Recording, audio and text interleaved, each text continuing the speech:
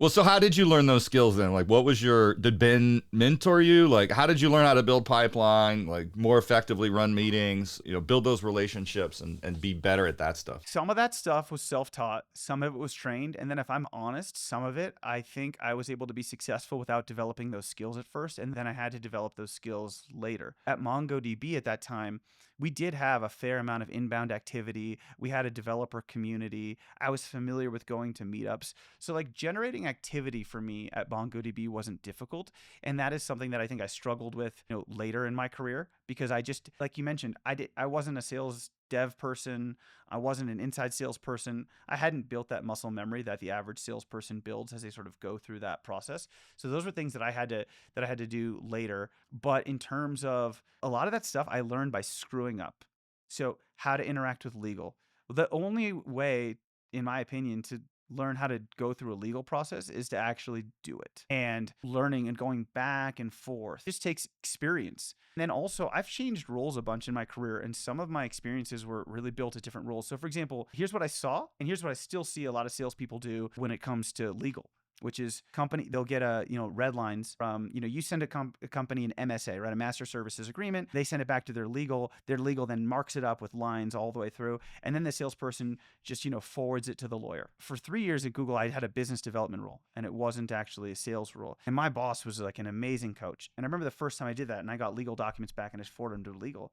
He's like, "What, did you read these red lines?" I was honest, like, "No, I just sent him to legal." It's like, "Well, are these all legal terms, or are there some business issues in here?" That is like such an obvious question, but I had a very obvious answer of like, he's like, "Well, look, you need to never do this again. If we're going to do business with another company here, you need to know what's in the agreement, and you need to know the specifics of what a company's asking you for." And I said, like, his name is Dave Videz, and I said, "Dave, honestly, can you coach me on that? Because I haven't really done that. I'm in a BD role. My background is selling. What you're saying makes a lot of sense. I wish I could say that I've seen all the other salespeople that I work with do that. They don't do that. Show me." We like then would dig through these agreements, and he'd say like, "Look, they're asking here for rights to use our logo. Is that a legal issue? Is that a lawyer going to prove that, or who's going to prove that?" And I was like, "Oh, that's a really good point.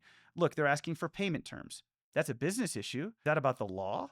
No, that's about how long they're going to, from the time they get the bill." He said, "All of these things are things that you should be able to negotiate." And I thought this was such a huge thing for me, such a better seller. When I went back to selling, when I worked like at Grafana with Steve, when I would get agreements from customers, I would just comb through those, and I was so trained, and I'd be able to pull out things. And before I would even send it to legal on our side, I would be able to push back on the customer and say, "Hey, let me tell you, you're asking for these 5 things. Am I fair in summarizing these 5 things?" They'd say, "Yes, those are the 5 things we have." "Okay, well, listen, one, we're not going to do. And let me tell you why. It's just, I'm not going to say, 'Hey, it's a non-starter, so just delete it.' Like, let me tell you why number one doesn't make sense for our business. Okay. 2, you're asking for extended payment terms. Here's what's in the realm of reasonable for our company. 3, okay, that's a legal issue. I'm going to forward that to legal." And I'd be able to then make these things 5 negotiating points, because I think a lot of sellers will find themselves in a trap where the only negotiating point they have is like price or how many free consulting hours they're giving away. But you can pull from what they're asking for in the red line, says, "No, these are major negotiation points.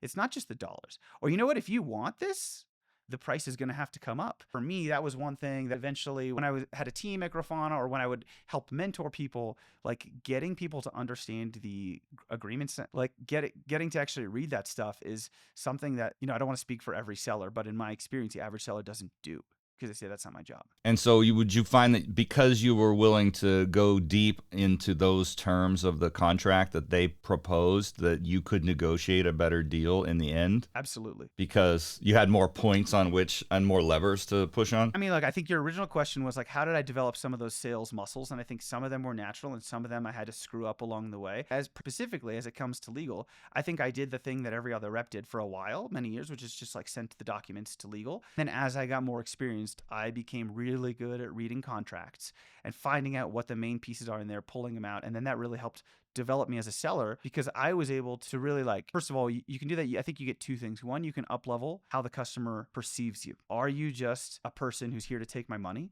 or can you represent the interests of both businesses? Huge in making sure that, like, having executive presence and being able to communicate business value. And then also just to be able to negotiate, to be able to say like, "No, these are the points that matter to our company."